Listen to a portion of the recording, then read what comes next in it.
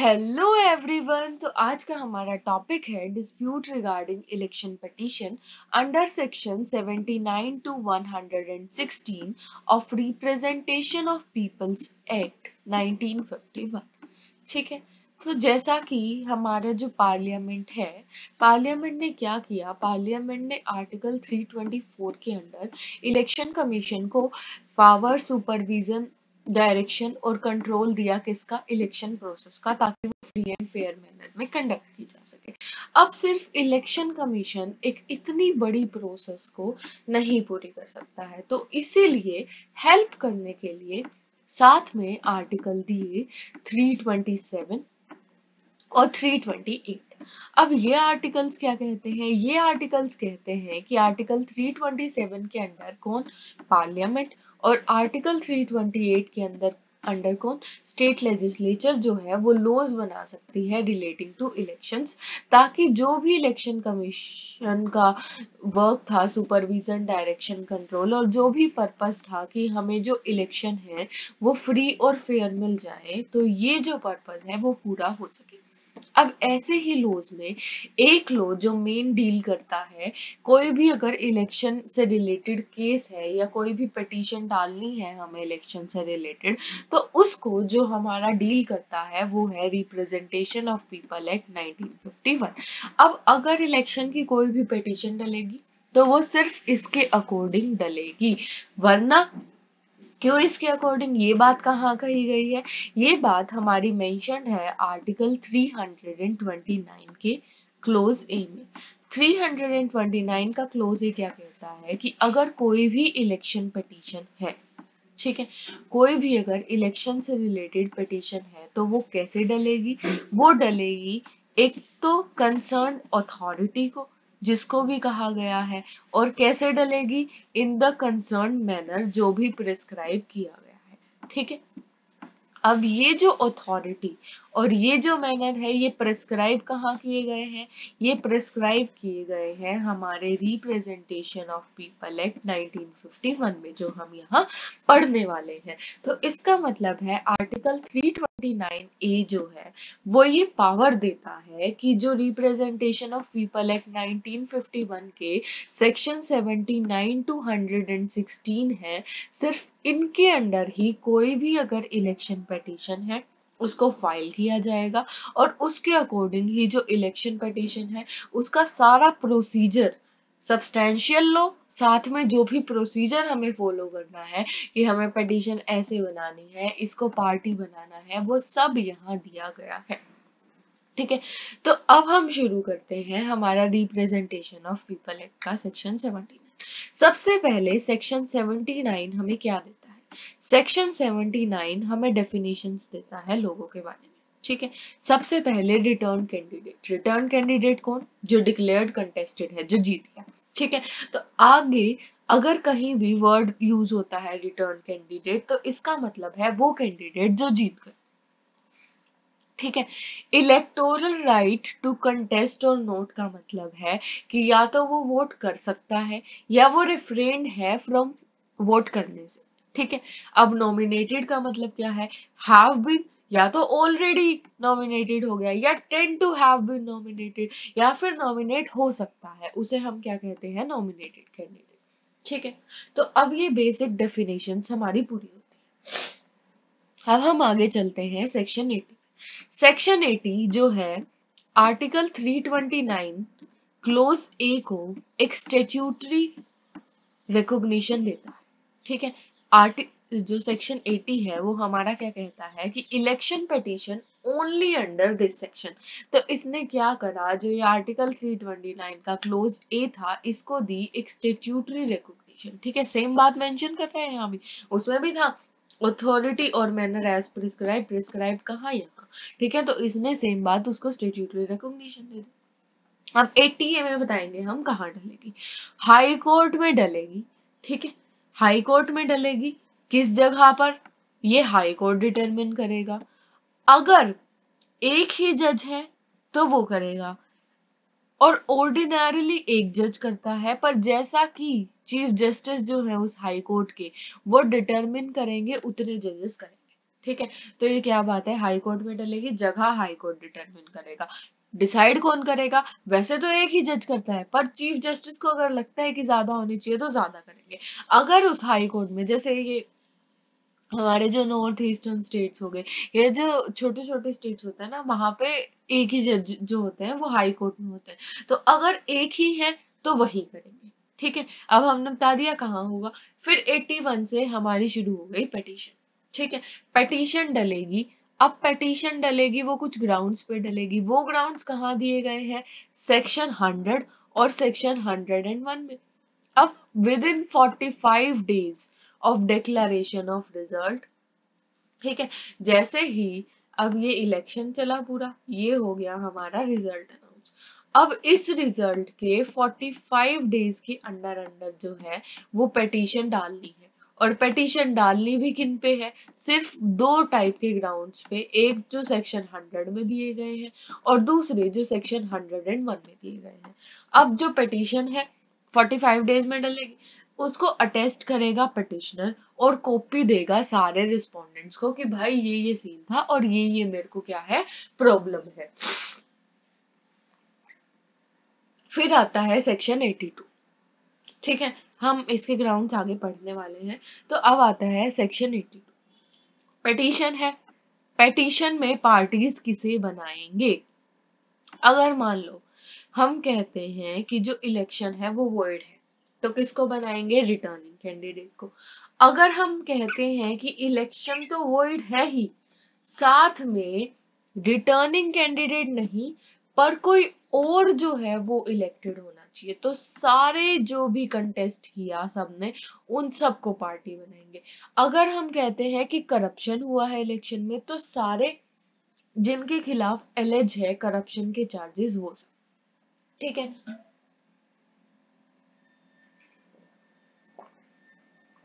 तो ये हो गई हमारी तीन तरीके की पार्टीज। ठीक है, तीन तरीके के केस में, अगर वॉइड है तो कौन, जो जीत गया, वॉइड है पर कोई और जीता है तो सारे, और करप्ट है तो और भी सारे। ठीक है, अब सेक्शन 83 बताता है कंटेंट। ठीक है, हमने बना ली पिटीशन, पिटीशन में हमने डाल दी पार्टीज। अब हम बताएंगे कि इस पिटीशन का कंटेंट क्या होगा। तो सेक्शन 83 बताता है कि इसमें सबसे पहले हम ब्रीफ मटेरियल फैक्ट देंगे कि भाई ये हो गया, ये हो गया, सारी बात ब्रीफ में हम बताएंगे। करप्शन है तो डेट बताएंगे, टाइम बताएंगे, इस डेट को इस टाइम पे इस आदमी ने किया, और एफिडेविट के साथ। अब इस एफिडेविट का रोल क्या है, एफिडेविट का मतलब है कि आपने ऑन ओथ जो है ना कुछ एलिज किया है, और अगर आप कोर्ट के सामने कुछ एलिज करते हो और वो बाद में मान लो झूठा निकलता है तो क्या हो गया, तो ये हो गई हमारी पर्जरी, तो ये एक ऑफेंस है। तो ताकि अननेसेसरी लिटिगेशन ना हो और ज्यादा से ज्यादा जो लोग हैं या जो भी केसेस हैं वो रेलिवेंट ग्राउंड्स पे हो, तो इसलिए हमने क्या करा, विद एफिडेविट डाल दिया कि अगर कोई भी करप्शन, अरे यार ऐसे तो कोई भी कह देगा इस इलेक्शन में करप्शन हुआ, ऐसे तो कोई इलेक्शन टिक ही नहीं पाएगा। तो इसीलिए उनकी लायबिलिटी बनाने के लिए हमने क्या करा, एफिडेविट इसमें कंपलसरी कर दिया, ताकि अगर एफिडेविट में झूठ बोला तो क्या हो जाएगा, पर्जरी हो जाएगी। ठीक है, तो सबसे पहले ब्रीफ में मटेरियल फैक्ट बताएगा, अगर करप्शन है तो सारी details, date, time, name affidavit के साथ बताएगा, और लास्ट में साइन और वेरीफाई करेगा कि true to the best of my knowledge और या बेस्ट ऑफ माई रिलीफ है। ठीक है, अब अगर आपको पिटीशन की ड्राफ्टिंग देखनी है तो I will add the link in description. ठीक है, अब हो गया हमारे पास कंटेंट। अब कंटेंट हमने बना लिया, अब उसमें हम मांगेंगे रिलीफ। रिलीफ हम मांगते हैं सेक्शन 84 में, या तो इलेक्शन को कर दो वर्ड, या फिर कह दो कि कोई और जो है वो जीता है, या फिर इसको करप्ट मान लो, वही सेम तीन चीजें। ठीक है, तीन अलग अलग थे जिसमें पार्टीज हो सकती थी, वो सेम जो है, अगर वो जीत गए तो ये हम रिलीफ सीख कर सकते हैं। अब हो गया, हमारी पिटीशन होगी पूरी। ठीक है, हमने 79 में डेफिनेशन देखी, 80 में हमने देखा कि यहाँ यहाँ फॉलो होगा, और 81 में हमने बता दिया, सॉरी 80 क्लॉज ए में हमने बता दिया कि कहाँ जो है कौन सा फोरम होगा। फिर 81 से हमने शुरू करी पिटीशन, 81 में पिटीशन बताई, 82 में पार्टी बताई, 83 में कंटेंट बताया और 84 में रिलीफ बताया। सारा हो गया।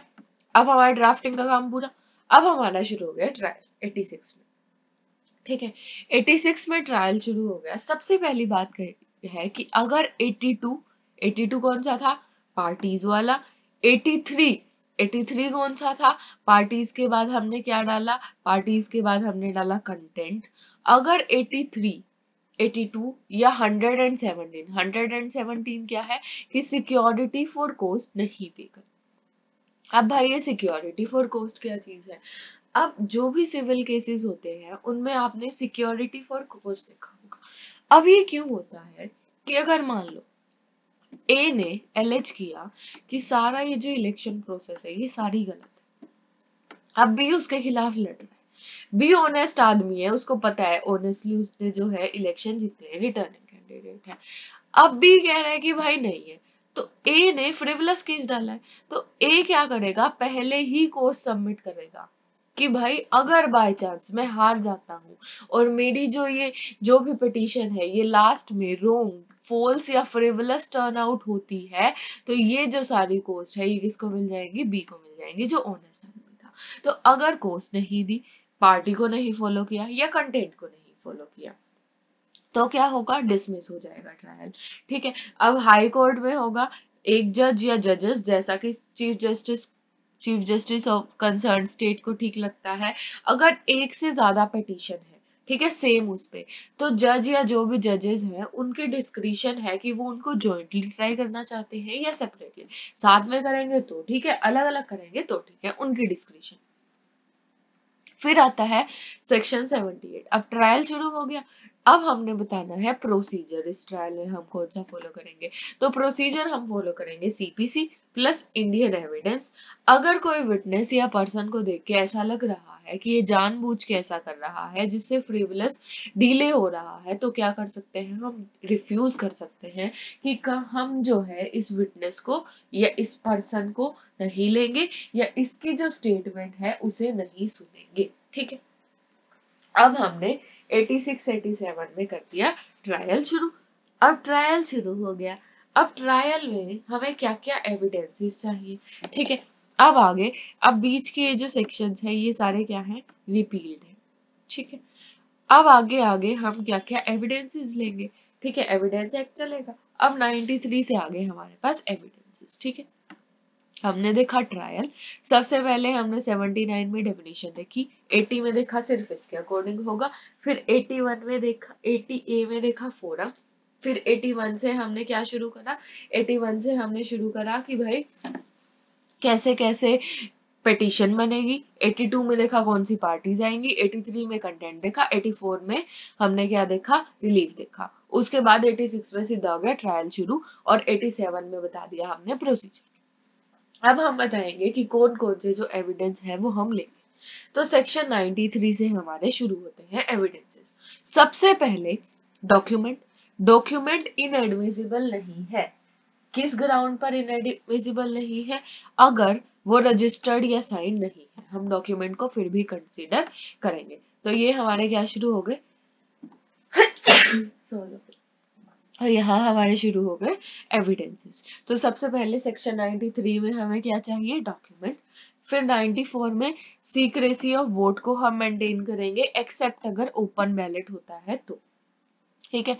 फिर 95 में हम सारे जो रेलेवेंट क्वेश्चंस हैं उनके आंसर करने पड़ेंगे, और आंसर करने से मना नहीं कर सकते इस ग्राउंड पर कि या तो ये जो मैटर है, ये जो आंसर है ये क्रिमिनेटिंग है कि भाई मेरे खिलाफ है, या फिर इससे कोई लायबिलिटी जो है वो अराइज होती है। अगर मान लो क्रिमिनेटिंग बात करती, ठीक है, तो सर्टिफिकेट ऑफ इंडेमनिटी मिल जाएगा हाई कोर्ट से। सर्टिफिकेट ऑफ इंडेमनिटी क्या कहता है, सर्टिफिकेट ऑफ इंडेमनिटी कहता है कि भाई अगर मान ले जो भी तूने स्टेटमेंट दी उससे प्रूव हो जाता है कि तू लायबल है, ठीक है, तो तू इंडेमनीफाई हो जाएगा, किससे, फ्यूचर लॉसेस से, ठीक है। कोई भी अगर फ्यूचर लॉस होता है तो उससे क्या हो गया, तू इंडेमनीफाई हो गया कि तू जो है उस लॉस के लिए क्या नहीं होगा, लायबल नहीं होगा, ठीक है। तो सर्टिफिकेट ऑफ उसे इंडेमनिटी मिल जाएगी। अब आईपीसी के अंडर वो लायबल नहीं है, पर जो भी उसने बात कही, जो भी क्रिमिनेटिंग बात थी, उसको हम यूज कर सकते हैं किसके लिए, डिस्क्वालीफाई करने के लिए उसको, अगर मान लो उसने कहा कि भाई मैंने जो है वो करप्शन करा, क्रिमिनेटिंग बात है। अब क्रिमिनेटिंग बात आईपीसी में तो उसके खिलाफ नहीं लिया है, क्योंकि high court certificate of indemnity देता है, आईपीसी में तो उसको प्रोटेक्शन मिलेगी। पर अगर इस ग्राउंड पे वो डिस्क्वालीफाई हो सकता है, हमने पिछली वीडियो में डिस्क्वालिफिकेशन के ग्राउंड्स देखे थे, तो अगर उन ग्राउंड्स में से कोई एक है, ठीक है, तो क्या कर सकते हैं, तो वो डिस्क्वालीफाई हो सकता है, ठीक है। तो ये प्रोटेक्शन किसके अगेंस्ट दे रहा है, सिर्फ आईपीसी के अगेंस्ट। अब सेक्शन 96 बताता है विटनेस के बारे में। विटनेस कॉस्ट पे करेंगे, कॉस्ट उनको पे करी जाएगी आने जाने की या सारी जो भी है, और ऐड कर देंगे कॉस्ट में, अनलेस अदरवाइज अगर कुछ भी कहा गया है तो।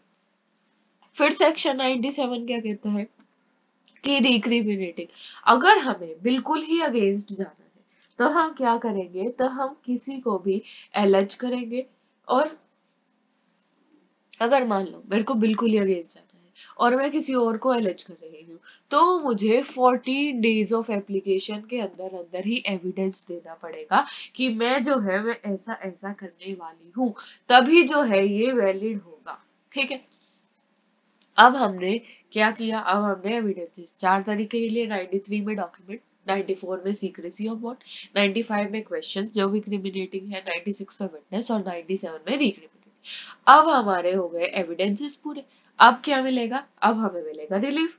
रिलीफ कहाँ मिलेगा, सेक्शन नंबर 98 में। अब सेक्शन 98 में रिलीफ क्या मिला, वॉइड है या तो इलेक्शन, या फिर कोई और इलेक्टेड है प्लस वॉइड है इलेक्शन, या फिर जो पेटिशनर है उसे इलेक्ट होना चाहिए और वॉइड है, इनमें से कोई भी एक रिलीफ मिल गया, ठीक है। या फिर ये तो हो गए हमारे जनरल रिलीफ्स, ठीक है। अगर नॉर्मल केस है इलेक्शन के वॉइड होने पे, अगर करप्शन का केस है तो आ जाएंगे हम सेक्शन 99 पे, जो कि क्या देता है, अदर रिलीफ्स देता है। अगर करप्शन है तो पहले हम बताएंगे पर्सन का नेम, और ये बताएंगे कि क्या करप्शन हुआ भी है या नहीं हुआ। फिर हम साथ में डिटेल्स देंगे कि ये ऐसे ऐसे जो है ये करप्शन हुआ, और साथ में हम क्या देंगे, नेचर देंगे कि ये जो है ये उस करप्शन का नेचर था, ठीक है।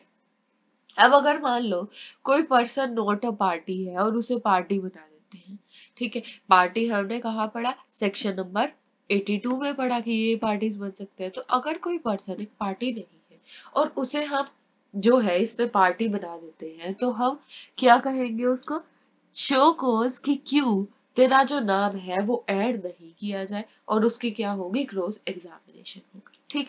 अब उसके बाद आ गए, हमने अब दे दिए 98 99 में रिलीफ।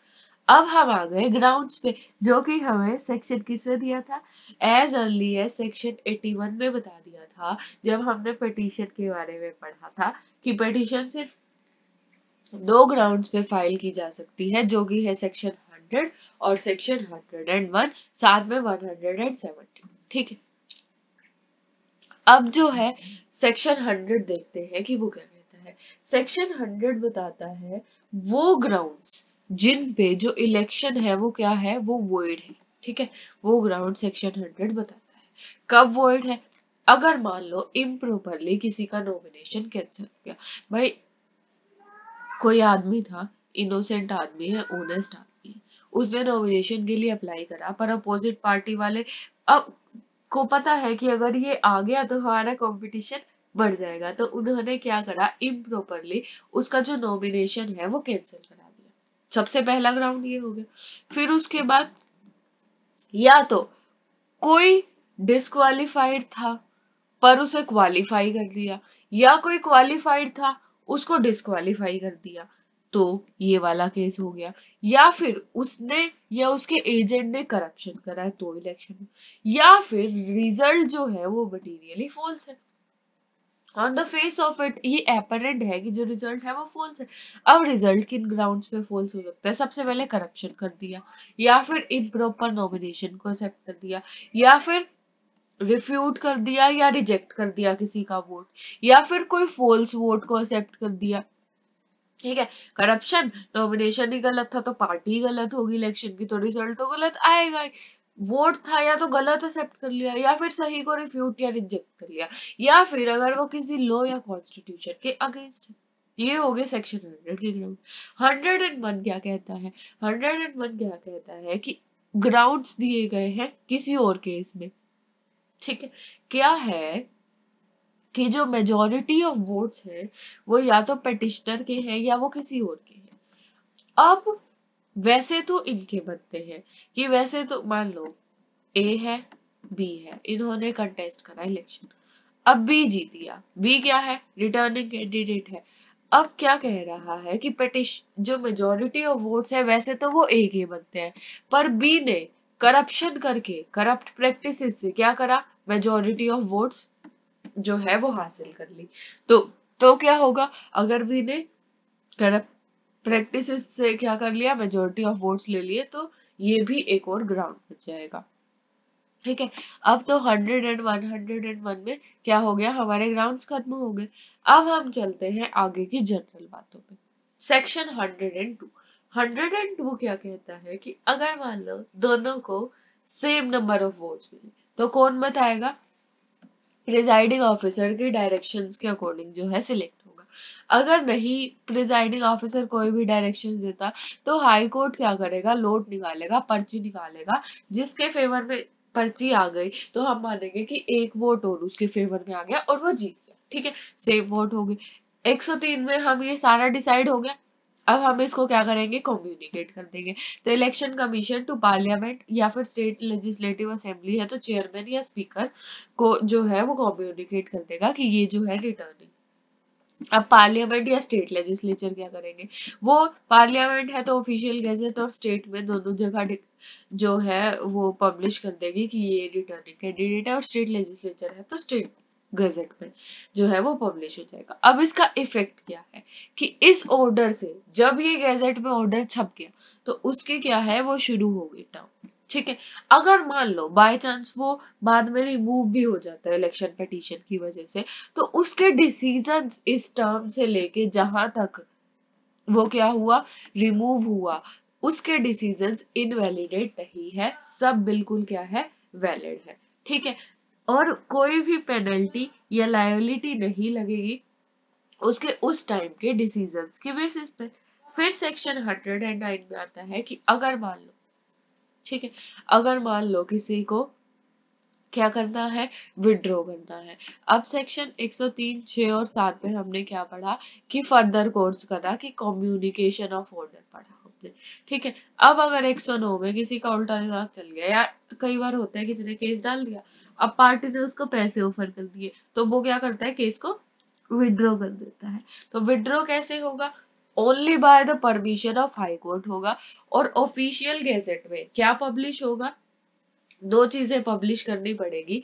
पहला तो एप्लीकेशन ऑफ विड्रॉवल कि भाई हमें क्या करना है, केस को विड्रॉ करना है, प्लस डेट ऑफ हियरिंग कि तुम्हें विड्रॉ करना है, ठीक है, ये डेट ऑफ हियरिंग है, इस डेट को तुम आ जाओ, और हियरिंग के अकॉर्डेंस में जैसे कि जो भी हाई कोर्ट को सही लगेगा वो जो है परमिशन दे दी जाएगी। अब 109 में हो गया विड्रॉल। फिर 110 में अगर मान लो ज्यादा पार्टीज है तो ज्यादा पेटिशनर है तो सबकी कंसेंट से विड्रॉ होगा। अगर ऑफिशियल गैजेट में पब्लिश हो गया है तो with in 14 days anyone else apply कर सकता है। ठीक है, कि 14 दिन के अंदर अंदर। अब हमने क्या देखा था कि ऑफिशियल गैजेट में एप्लीकेशन ऑफ विड्रॉवल और डेट ऑफ हियरिंग होगी।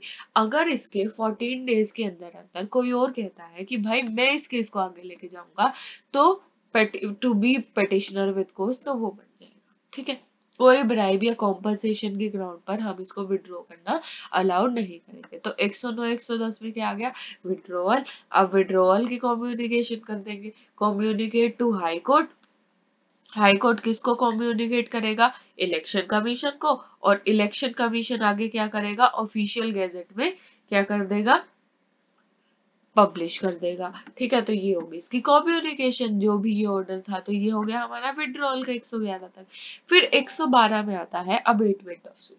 अबेटमेंट कब होगी, अगर मान लो सोल पिटिशनर या फिर एक जो सर्व कर रहा था, जो सबके बिहाफ पे जो सब कर रहा था, उसकी डेथ हो जाती है, तो हम ऑफिशियल गैजेट में पब्लिश कर देंगे कि ऐसे ऐसे जो है ये सारा सीन हो गया, और 14 डेज का टाइम देंगे प्लस कोस्ट कि अगर किसी और पर्सन को पिटिशनर के बिहाफ पर इलेक्शन कंटेस्ट मतलब इलेक्शन पिटीशन कंटेस्ट करनी है, तो वो 14 डेज के अंदर और विद सिक्योरिटी टू कोर्ट जो है वो अप्लाई कर दे कि मैं करना चाहता हूँ।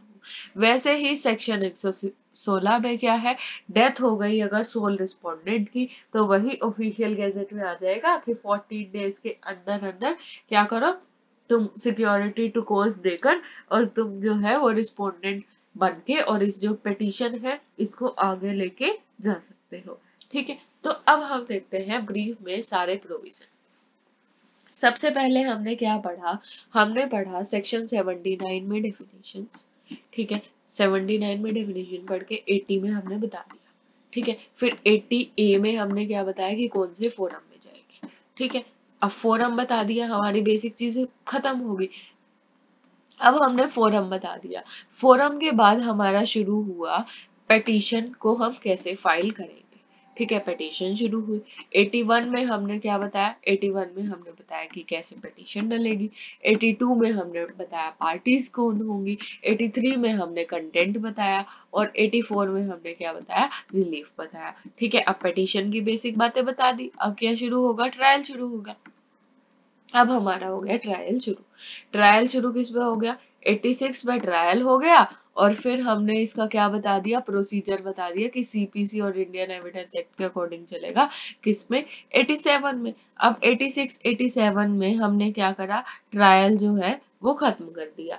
अब हमने एविडेंसेस बताए। एविडेंसेस हमने कैसे बताए, 93 में हमने बताया कि डॉक्यूमेंट्स जो है वो इनएडमिसिबल नहीं हो गए अगर रजिस्टर्ड या साइन नहीं है।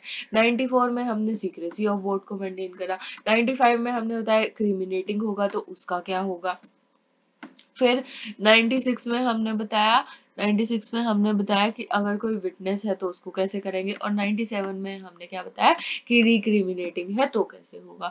अब एविडेंस हो गए। अब एविडेंस के बाद हमने एविडेंस आ गए, अब हमें क्या चाहिए, रिलीफ चाहिए।